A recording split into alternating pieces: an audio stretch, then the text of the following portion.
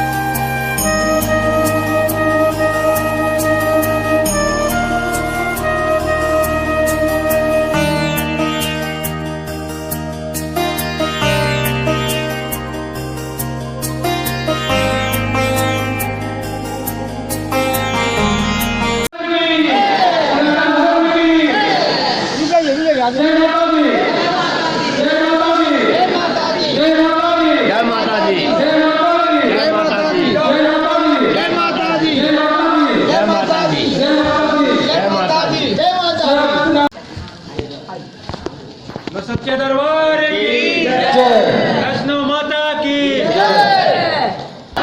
सारे बोलो, बहना बोलो, भैया बोलो, तुम भी बोलो, हम भी बोले, आवाज ना आई, मैंने सुनिया, जोर से बोलो, बोले वृंदावन बिहारी लाल की, बोलो गुरुदेव भगवान की, बोलिए माता वैष्णो देवी। जगद्धिताय कृष्णाय गोविंदाय नमो नमः। ओम ब्रह्मन् ब्रह्मणो ब्रह्मवर्चसि जायतां राष्ट्रे राजन्यः सूरैक्यतां निकामे निकामे नः पर्जन्यो परिखतु फलवत्यो न ओ। अब वरण संकल्प कर लीजिए। पावन पुराण की आरती, जग पावन पुराण की आरती, अशांति भ्रांति भय भंजनी पाप ताप माया मद गंजनी शुचि सेवक मन मानव रंजनी लीला रस मधुमय निदान। माता दी, सारे बोले जय माता दी। आदिशक्ति जगदम्बा कीजिए। बहुत ही भाग्यशाली होते हैं वो जिन्हें ब्रह्मांड की शक्ति की कथा करने का सौभाग्य प्राप्त होता है। श्रीमद् देवी भागवत महापुराण की कथा मुखबिंदु से व्याख्यान करने का सौभाग्य प्राप्त होता है। जिनकी कथा होने जा रही है वो ब्रह्मलोक की शक्ति की गाथा है, जिसे कथा के रूप में सुनने को मिल रहा है हम सबों को। इनकी कथा करने का सौभाग्य ब्रह्मलोक की शक्ति के अंश को ही होती है। इसलिए सत्याजी महाराज को कोटि कोटि नमन करता हूँ, नमन करता हूँ, नमन करता हूँ। माँ आदिशक्ति की कथा कराना आसान कार्य नहीं है, क्योंकि माँ बहुत ही परखती है, तरासती है। खरा होने पर ही मन वाणी में प्रकट होती हैं और स्वर से कथा बाचने का सौभाग्य मिल पाता है। ठीक इसी प्रकार आयोजक पर भी बहुत बड़ी उत्तरदायित्व होता है, क्योंकि ब्रह्म शक्ति की सहायता के बिना यह कार्य संभव है ही नहीं। सारा कार्य माँ आदि शक्ति के योजना बद्ध से ही हो रही है। इसका योजना 3 साल 3 माह पहले 2022 आश्विन नवरात्र में ऐलान किया गया था। इसी स्थान धर्म सभा में वो कथा को आज 2 साल 3 महीने विलम्ब से इस स्थान पे हो रही है, जहाँ इस कथा का अनाउंस इन्हीं के माध्यम सत्याजी महाराज के माध्यम से कथा हुई थी। नवरात्रा 2022 आश्विन माह। और इस कथा को सुनने वाले भी बहुत बड़े भाग्यशाली होते हैं, जिनका जीवन तर जाता है माँ की कथा सुनने मात्र से। एक भी श्लोक अगर उनके मन मस्तिष्क में अगर पहुँच गई, आंतरिक शक्ति उसे ग्रहण कर लिया, उस मनुष्य प्राणी का माँ हमेशा कल्याण करती है। इसलिए आप सब शांतिपूर्वक धैर्य से और पूरा ध्यान को केंद्रित करते हुए इस कथा और गाथा जो है वो सुने, जिससे आपके अंदर में किसी प्रकार के विकार जगह बना ली हो, उस समस्त विकार माँ आदिशक्ति जगदम्बा समाप्त करेंगे। अब माता की कृपा से जो कथा आज आरंभ होगी और सत्याजी महाराज के मुख्य बिंदु में से ये कथा वाचेंगे और साथ साथ माँ इनकी वाणी में प्रकट होके आप सबको प्रसन्न करेंगे, चित्त प्रसन्न होगा, आनंद होगा और आंतरिक शक्ति भी आपके अंदर में खिलेंगे, फूलेंगे और आगे बढ़ने की क्षमता माँ आदिशक्ति जगदम्बा आप सब वो करेंगे। जय माता। धन्यवाद जितेंद्र जी। देखिए, पूजा की पद्धति अपनी अपनी होती है। मैं अपने तरीके से अपने भगवान को प्रणाम करूंगा, आप अपने तरीके से करो। धर्म में स्वतंत्रता है। हमारे सनातन धर्म की यही तो खासियत है महाराज, कि हम लोग को स्वतंत्रता दी गई है, हम में कट्टरता नहीं है महाराज। हमारे सोशल मीडिया पर कुछ लोग लिखते हैं हिंदू कट्टरवादी, कट्टरवादी हिंदू। मैं कहता हूं अगर आप कट्टरवादी हैं तो फिर हिंदू है ही नहीं है महाराज। हिंदू कट्टर नहीं होता। हमारा शास्त्र हमें कितना छूट देता है महाराज। पूजा की पद्धति में भी लास्ट में कह देता अगर आपके पास कुछ नहीं है तो एक बेलपत्र लेकर के भगवान के सामने चले जाइए। तो जो शास्त्र को हम लोग फॉलो करते हैं वो हमें बहुत स्वतंत्रता देता है महाराज। अब उस पर हम, चूंकि 9 दिन कथा है, आगे आएंगे हम, चूंकि कथा को आज प्रारंभ करना है और आज चूंकि कलश यात्रा थी, शोभा यात्रा थी, उसमें काफी समय लग गया। हम किसको किसको करना है पहले ये समझ लीजिए। सबसे पहले प्रणाम आप अपने इष्ट की करेंगे, ठीक है। अब आपको जरा मैं समझा दूं, इष्ट में और कुल देवी कुल देवता में अंतर होता है। इष्ट आप चुनते हैं और कुल देवी या कुल देवता आपके पूर्वज चुन चुके हैं। आपको दोनों ही लेके चलना पड़ेगा। एक तो जो आपको दिल करता है महाराज वही आपका इष्ट हो जाता है। भैया थोड़ा इको और डाउन करिए, इको डाउन करिए, गूंज रही आवाज, जरा हाल है ना इसलिए भी गूंज रही है, मैं समझ रहा हूं। तो इष्ट आप चुनते हैं, लेकिन हमको एक बड़ा ताजुब हो रहा है आजकल, देखा देखी हम लोग भगवान रोज ऐसे बदल रहे हैं जैसे कपड़े बदले जाते हैं। चला है भागवत, मैं सबका सम्मान करता हूं महाराज, लेकिन भागवत जरूर हर पुराण सुनिए महाराज, सभी बहुत आदरणीय है मेरे लिए, लेकिन आपका इष्ट जो है वो कौन है पहले इसको पहचानिए। बचपन में सबसे पहली बार किस देवी या किस देवता के प्रति आपके मन में श्रद्धा जगी? आपके मन में, किसी की प्रेरणा से नहीं, किसी की देखा देखी नहीं, आपको लगा ये मेरा अपना है। ऐसे तो हमारे हिंदू सनातन धर्म में 33 कोटि देवता बताए गए हैं महाराज, 33 कोटि। अब समस्या क्या है कि इसको व्याख्या करने वाले लोगों ने कह दिया 33 कोटि माने करोड़, लेकिन हकीकत में करोड़ है ही नहीं महाराज। कोटि संस्कृत का एक शब्द है, कोटि का मतलब होता है श्रेष्ठ, यानी 33 करोड़ देवी देवता नहीं है हिंदू धर्म में महाराज। हम लोग यही सब कहते हैं, विदेशी हम लोगों का मजाक उड़ाते हैं कि ये लोग दिन भर पूजे करते रह जाएंगे, 33 करोड़ देवी देवता रखे हैं ये लोग। हकीकत में 33 कोटि नहीं है, 33 सर्वश्रेष्ठ देवता। सर्वश्रेष्ठ, कोटि संस्कृत शब्द है और इसका हिंदी रूपांतरण ये है कि सर्वश्रेष्ठ। और उसमें भी 5 देव हमारे वेद कहते हैं, ये उनमें भी सर्वोपरि है। 5 देव, पंचदेव। हमारे आचार्यों से पूछेंगे तो वो आपको बताएंगे इसके बारे में। तो इष्ट कौन है महाराज? ये नहीं कि शर्मा जी भागवत कराए तो हमें भी भागवत कराना है, ना। भाई हमारा इष्ट, आप एक चीज बताओ, अपने माता पिता को छोड़कर आप दूसरे के माता पिता को देखा देखी उनकी पूजा करें, पहले अपने माँ बाप की पूजा हम करेंगे ना महाराज। तो हमारा इष्ट कौन? अब कोई देवी का उपासक है, कि हनुमान जी का उपासक है, कोई राधे कृष्ण का भी उपासक होगा महाराज। तो सबसे पहले तो अपने आप से पूछो कि आपका दिल किस पर पहली बार आया था। कुछ दिन तक आपने उसकी पूजा भी की महाराज, लेकिन हम इंसान इतने स्वार्थी हैं कि लगा कि नहीं वो फलाने जी जो है उनकी पूजा किए, वो तो तेजी से तरक्की कर गए, तो हमने इष्ट भी बदलने में देर नहीं की महाराज।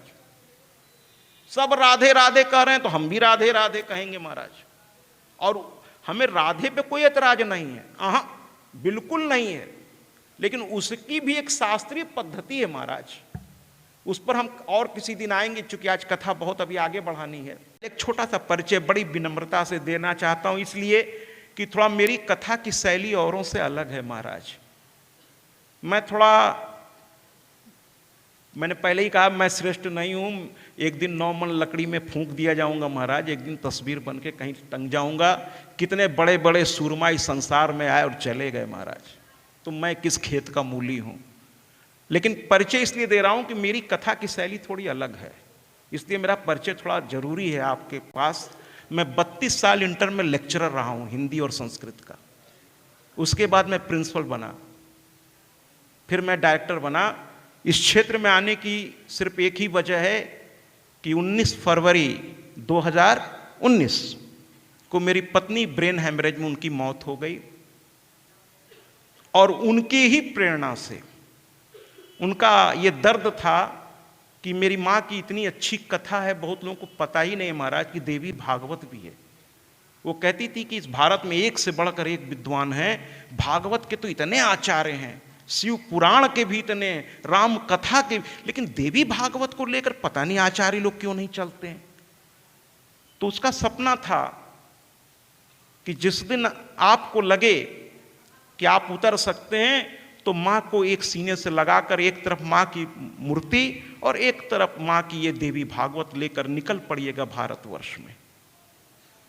और जब वो कह रही थी तो उसे पता नहीं था कि मात्र अगले 2 साल में ही उसकी मौत होने वाली है। उसकी तस्वीर नीचे लगी हुई है महाराज। उसी की प्रेरणा से मैं इस क्षेत्र में उतरा। तो एक तो ये वजह है, दूसरी वजह जरा और भी है महाराज। मैं बचपन से अपनी माँ के बड़ा नजदीक रहा। पिता से डर लगता था, हम लोग पुराने लोग हैं, पिता से डर लगता था। आजकल के बच्चों का तो अब क्या ही कहें, ऐसे सारे लोग अच्छे हैं, लेकिन हम लोग पिता से बहुत डरते थे महाराज। तो कोई बात कहनी हो तो माँ से कहते थे। तो बचपन से ही एक दिमाग में चलता रहा कि माँ बड़ी दयालु है, माँ बड़ी करुणा की सागर है। पिता नाराज हो जाए महाराज तो बात नहीं करना छोड़ सकता है कि तुम नालायक हो गए, नहीं करनी बात तुमसे मुझको, तुमने मेरे खानदान की मान मर्यादा को ध्यान नहीं रखा। लेकिन माँ तड़पती है अपने बच्चों के लिए, तड़पती है महाराज। वो पिता से छुप करके अपने बच्चे से बात करेगी, तुमने आज खाना खाया है, भूखे तो नहीं हो। पिता डांटेगा तो भी बात करेगी। तो महाराज खुशनसीब हैं वो लोग जिनकी माँ अभी भी जीवित हैं इस संसार में, है ना। अगर ऐसा है तो आज जाकर मेरी ओर से अपनी माँ को प्रणाम जरूर करिएगा महाराज, बाकी तो आप करते ही होंगे। अरे जब भगवान माँ के कर्ज को नहीं उतार सके, हम आप क्या चीज है महाराज। जब राम जन्म हुआ या कृष्णावतार हुआ, और आपकी जो लोग हैं, प्रवीण जी हैं, जितेंद्र जी हैं, और भी जितने लोग हैं, धीरे धीरे मैं आप सबका नाम जान जाऊंगा, है ना। कुछ लोगों का जानता भी हूं, लगे हुए हैं, तब जाके ये सफल हुआ है। तो ऐसे शुभ अवसर को जो आपके पुण्य प्रताप से प्राप्त हुआ है उसको गंवाइए नहीं, एकदम मां में लग जाइए। तो मेरे कहने का मतलब ये था कि मैं हमेशा कहता हूं कि भगवान नहीं मां का कर्जा उतार सके महाराज। आप देखिए ना, रामचरितमानस उठा लीजिए, जबकि मेरा वो विषय नहीं है, मैं मानस किंकर नहीं हूं महाराज। लेकिन आप देखिए, जब भगवान का अवतार होता है, उसके पहले बाबा तुलसी, बड़े बड़े पीएचडी होल्डर बाबा तुलसी पर आज भी पीएचडी, आज भी रिसर्च चल रहा है, उनके एक एक शब्द में मतलब लोग उलझे हुए हैं। ऐसे विद्वान व्यक्ति भी जब, तो सबसे पहले आप देखिए, जब गौ गई इंद्र के पास, मैं रामचरितमानस की बात कर रहा हूं, और उन्होंने कहा बड़ा बोझ हो, कि जब पृथ्वी गई भगवान के पास, ब्रह्मा जी लेकर गए महादेव के पास, महादेव लेकर गए विष्णु भगवान के पास, वहां बाबा तुलसी कलम उठा लिए और लिखते क्या है जरा ध्यान रखिए। कहते हैं विप्रधेनु सुर संत हित लिन्न मनुज अवतार। ध्यान सुनिएगा, कहते हैं विप्र माने भगवान अवतार लेने के लिए तैयार हो गए। किसके लिए? तो कहते हैं विप्र के लिए। अब महाराज मैंने कहा ना, मैं तो कोई विद्वान हूं नहीं महाराज, मैं तो आप ही के बीच का हूं। ये तो मैया ने कान पकड़ के यहां बैठा दिया, कहा चल यहां तू कुछ कर, वरना मैं तो, मुझे जितना आनंद यहां आ रहा है उतना ही आनंद वहां भी बैठ के आएगा आपके बीच में। मैं आप ही के बीच का हूं, मैं कोई वीआईपी नहीं हूं ना कोई। हाँ, व्यासपीठ की अपनी एक गरिमा है, उसको तो निर्वहन मुझे करना ही पड़ता है। तो बाबा तुलसी लिखते हैं उस समय कि भगवान मनुष्य अवतार लेने के लिए मतलब मजबूर तो नहीं कहूंगा, तैयार हो गए। किस लिए? तो कहते हैं विप्र। अब कुछ लोग कहते हैं महाराज विप्र माने ब्राह्मण, लेकिन मैं इस बात से इत्तेफाक नहीं रखता। शहर में तो जब मैं कहता हूं तो किसी को कोई खास दिक्कत नहीं होती। गांव में जब मेरी कथाएं लगती हैं, क्योंकि पूरे भारतवर्ष में हम लोग घूम रहे हैं, तो वहां कुछ आचार्य लोग मेरे पास आए, कहे महाराज ऐसे आप तो खुद ब्राह्मण हैं। हमके ब्राह्मण तो जाति तो ठीक है, वो एक अलग चीज है, लेकिन हमने कहा आजकल तो गूगल का जमाना है ना, सर्च करो ना जा करके कि विप्र का मतलब क्या होता है। हाँ, ब्राह्मण भी होता है, लेकिन विप्र का अर्थ यह है विद्वान। तो भगवान किसकी रक्षा के लिए आए? जो शास्त्रों को जानता है, जो मर्यादित जीवन जीता है, जो सपने में भी कभी किसी का बुरा नहीं चाहता, उसके लिए भगवान ने मनुष्य अवतार लेना स्वीकार किया कि उसको कष्ट न हो। विप्र, धेनु माने गाय, सुर माने देव, संत माने संत। बाबा तुलसी ने स्पष्ट कर दिया कि मनुष्य अवतार इसी 4 चीजों के लिए हुआ। लेकिन जब भगवान वास्तव में अवतरित हो गए तो सबसे पहले उन्होंने दर्शन किसको दिया? देखिए, दशरथ राजा थे, पिता को भगवान दर्शन नहीं दिए। भगवान भी देखिए पिता से थोड़ा डर रहे हैं, मर्यादा है पिता के प्रति। मां के सामने प्रकट हो गए भगवान, और वहां बाबा तुलसी का कलम उठा और वो कहते हैं कि आज भगवान का जन्म किस लिए हुआ? तो कहते हैं कौशल्या हितकारी, यानी कौशल्या के हित के लिए आज भगवान जन्म ले रहे हैं। गायब हो गया विप्र, धेनु, सुर, संत, हित, लिन्न, मनुज, अवतार, लाइन गायब कर दिया बाबा ने। बाबा ने कहा कौशल्या हितकारी, कौशल्या के लिए, क्योंकि कौशल्या ने तपस्या किया था कि हे भगवान आप मेरी कोख से जन्म लो। माने मां में इतनी ताकत होती है, इसलिए मैं माताओं को प्रणाम करता हूं महाराज कि अगर एक बार भगवान को भी एक पुकार लें तो भगवान को भी इनकी सुननी पड़ती है। भगवान हाथ जोड़कर खड़े हो गए। क्यों खड़े हो गए? कि 9 महीना जो कष्ट सह के तुमने अपने गर्भ में मुझे रखा, मुझे एक स्वरूप प्रदान किया अपने इस गर्भ में, इस कोख का किराया तो मैं जन्मों जन्मों तक चुका नहीं सकता। इसलिए हे मां, तेरे सामने हाथ जोड़कर एक अपराधी की तरह खड़ा हूं कि 9 महीने मेरी वजह से जो तुझे कष्ट हुआ उसके लिए मुझे क्षमा कर मां, क्षमा कर। भगवान भी हाथ जोड़ दिए अपनी मां के सामने। लेकिन मां तो मां ठहरी। ये माताएं बड़ी भोली होती है महाराज। वो कहती है नहीं नहीं, ये चतुर्भुज रूप लेके मेरे सामने तुम क्यों आ गए? ये चतुर्भुज रूप संतों के लिए रखो, मेरे सामने तुम्हें आना है। तो मैंने तुमको किस लिए तपस्या की थी कि तुम मेरे बालक बन के आओगे, और तुम तो ये विशाल रूप लेके खड़े हो गए। मैंने तुम चाहते हो कि मैं तुम्हें प्रणाम करूं, लो कर लिया प्रणाम, कर लिया प्रणाम। तो कहे नहीं नहीं मां, मैं ये नहीं चाहता, बोलो क्या करूं। भगवान कह रहे हैं मां से, बोलो क्या करूं। तो कहते हैं बाबा तुलसी की जय शिशु लीला अति प्रियशीला, यह सुख परम अनुपा। मां ने आदेश दिया भगवान को कि जय शिशु लीला, मेरे बालक बनकर गोद में आओ। ये चतुर्भुज रूप लेकर मैं क्या करूंगी, मेरे बालक बनकर गोद में आओ। की जय शिशु लीला अति प्रियशीला, यह सुख परम अनुपा।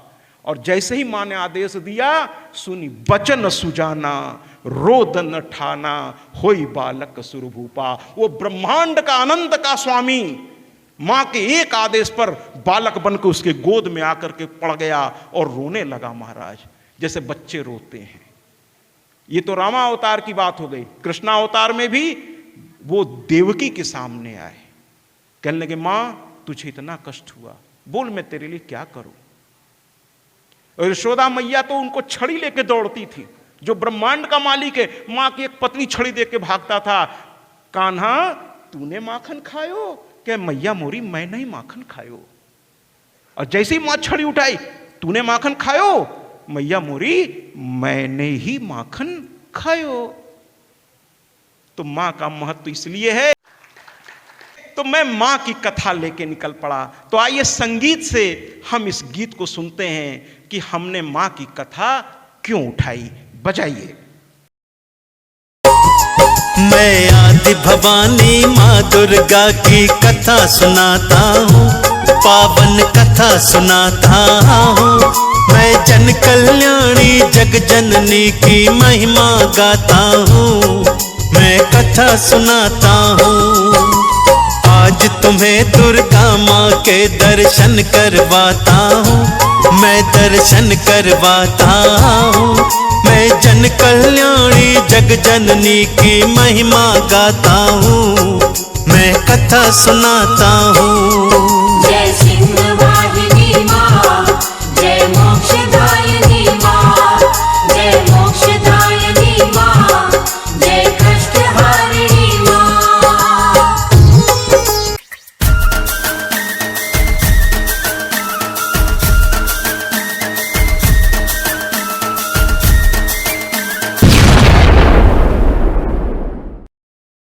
सत्याजी महाराज देवी भागवत कथा व्यास। सत्याजी महाराज से समस्त सोशल मीडिया प्लेटफॉर्म पर जुड़े। अब गूगल पर भी उपलब्ध सत्याजी महाराज।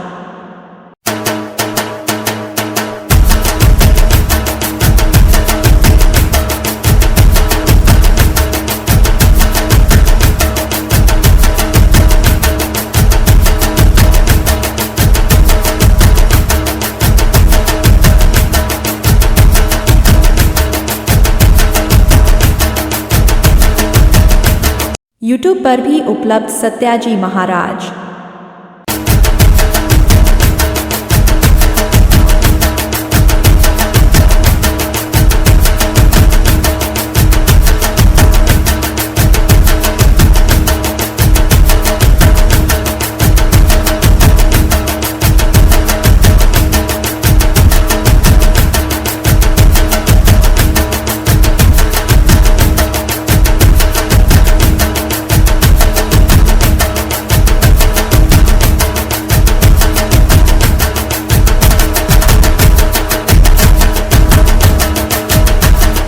इंस्टाग्राम पर भी उपलब्ध सत्याजी महाराज।